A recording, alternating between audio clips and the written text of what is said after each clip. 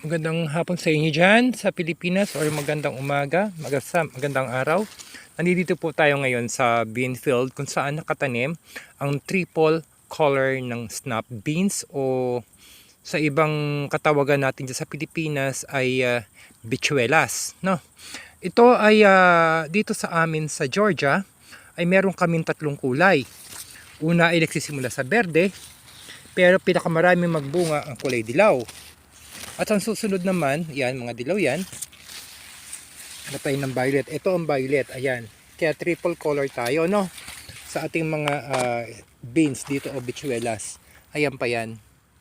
Yan ang mga, itong kasulukuyan naming inaani ngayon. Sa totoo lang po, ako yung nabibilisan mula ng tinanim namin siya. Ito po ay direct seeding dito sa field na ito. Inararo lang namin ng half day. Tapos hanggang sa pagdurog ng lupa.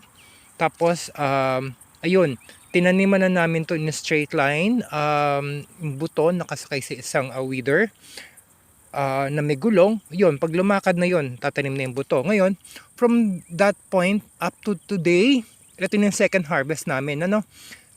Pangalawang pitas ko na po ito. Siguro nasa 30-45 days lang to. Umaanin na kami. Actually, bago pa mag 30 days, naka-harvest na ako dito. Naka-harvest ako ng ganyang karami na isang puno nito, isang puno at kalahati ng crate, no? Ito yung crate namin.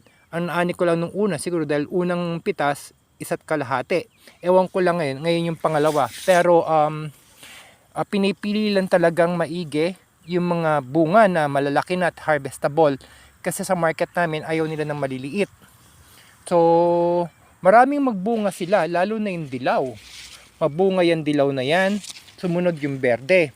Ang pinaka-less magbunga ay yung violet. No? Yan, pinaka-less magbunga yan, pinakakakaunti.